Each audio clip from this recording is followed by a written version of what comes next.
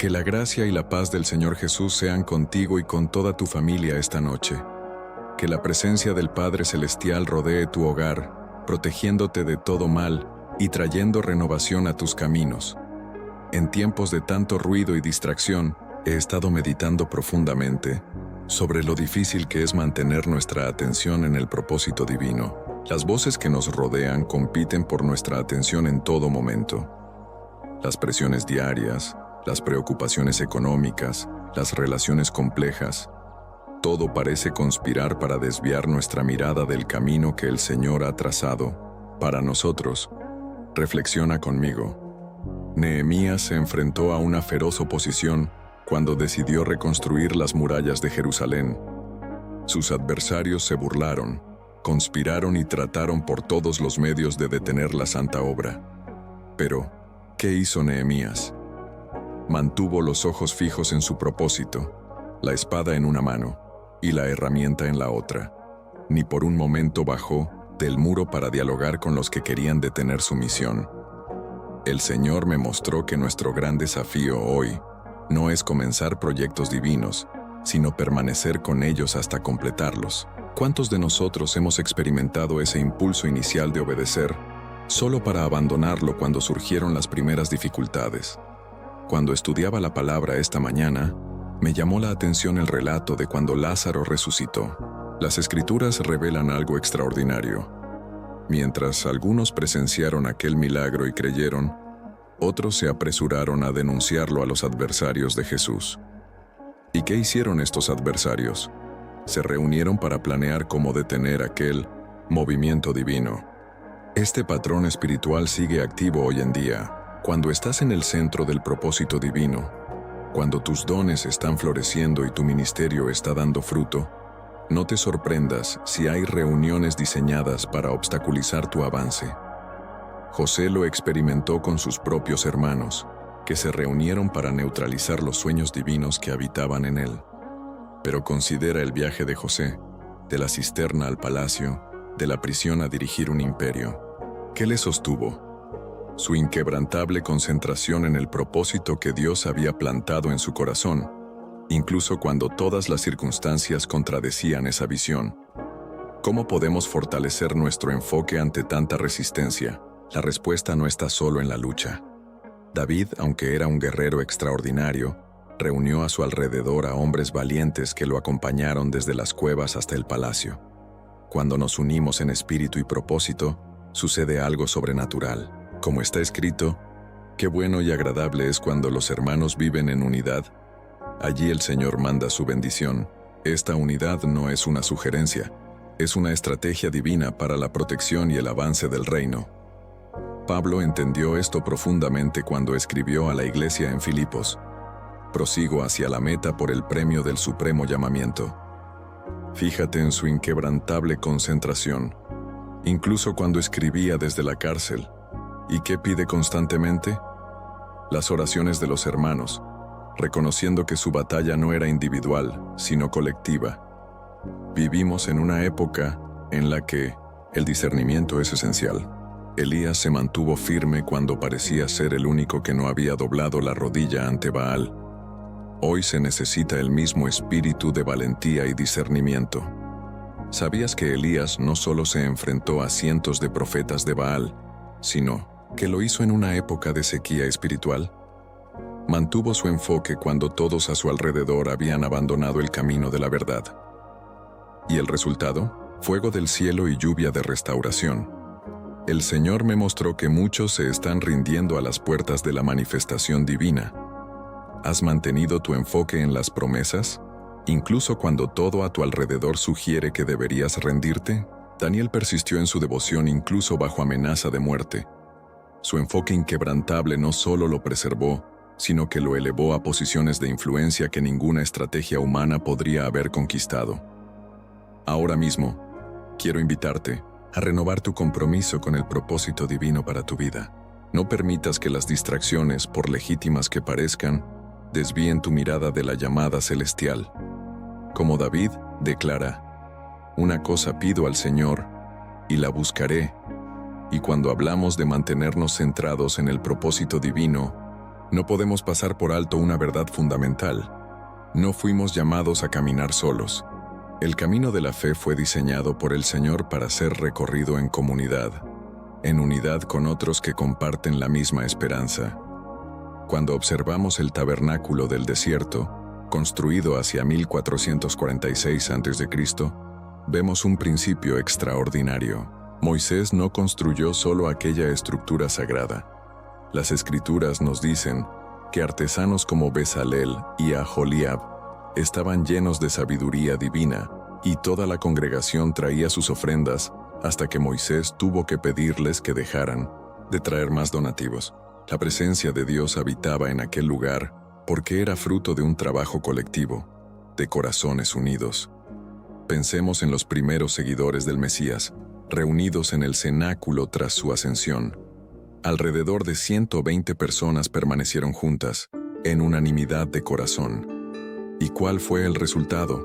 La efusión del Espíritu, que transformó aquel pequeño grupo en el catalizador de un movimiento que llegaría hasta los confines del mundo conocido. Hay un poder extraordinario en la oración unida. Pedro fue liberado de la cárcel cuando la iglesia oró sin cesar por él.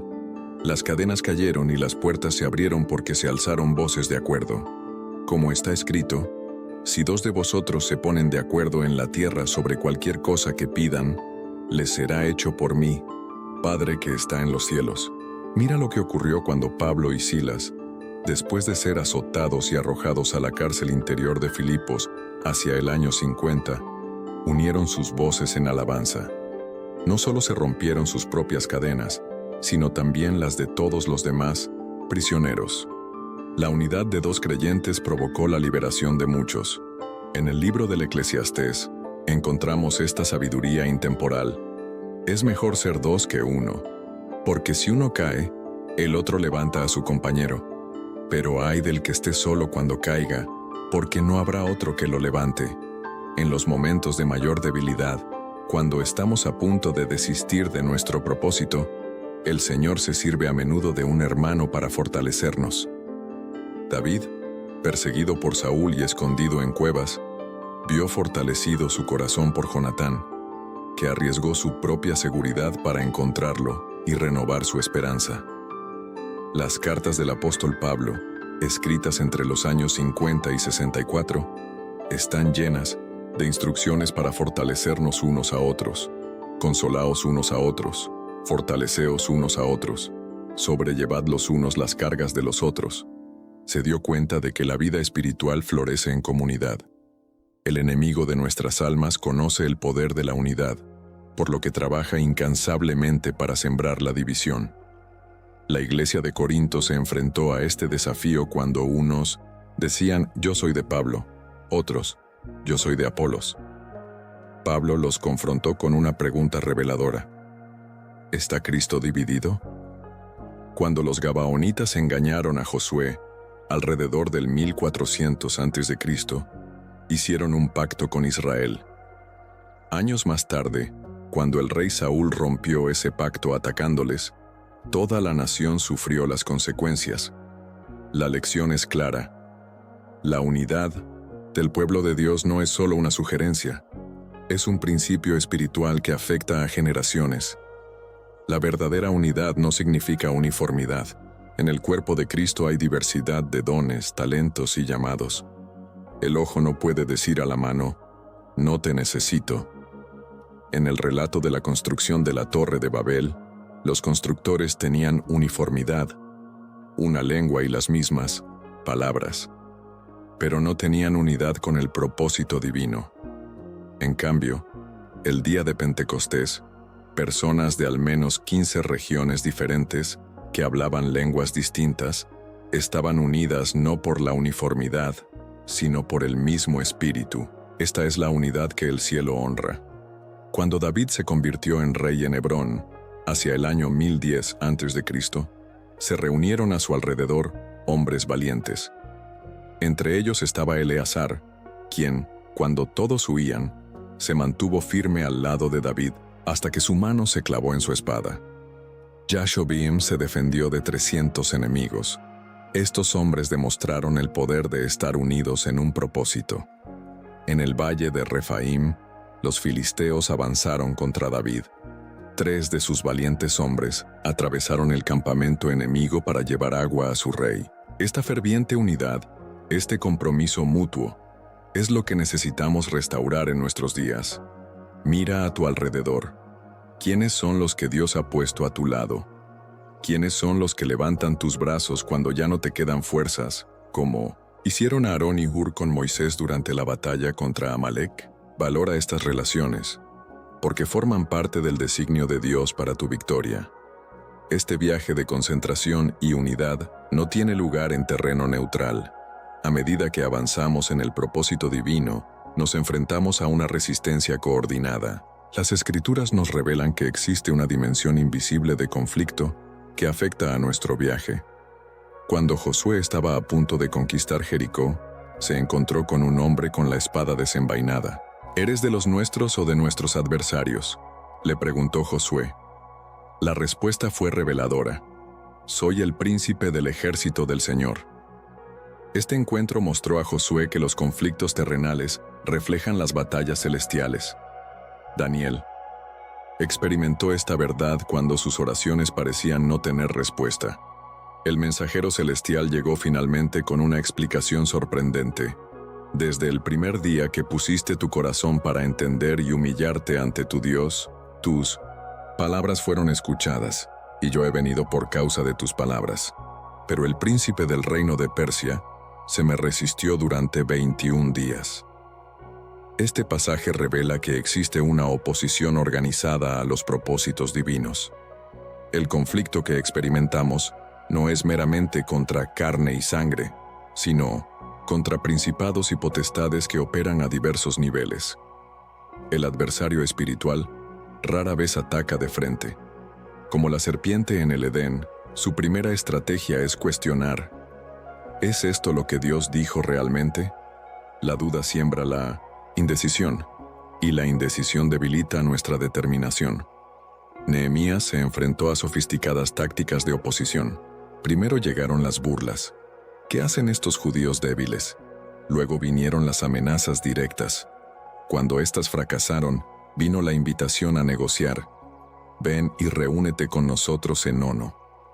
Finalmente llegó la infiltración, con falsos profetas sugiriéndole que se escondiera en el templo.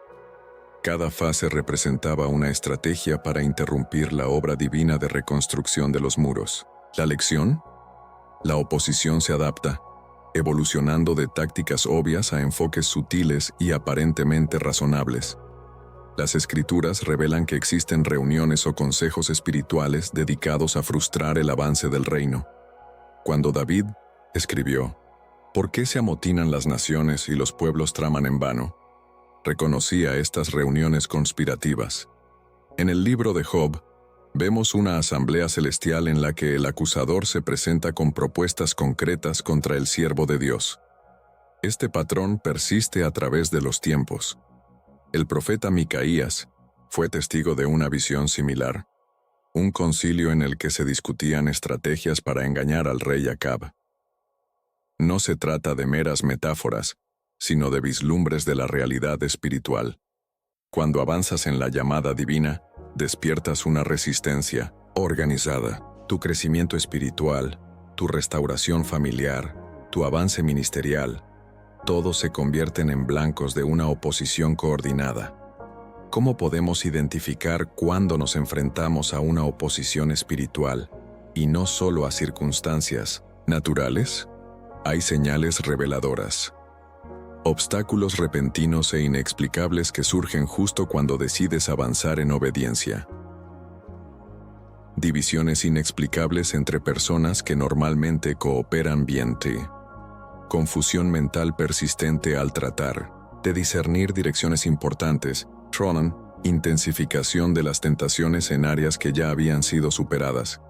5. Sueños perturbadores o sentimientos de opresión durante los momentos de oración.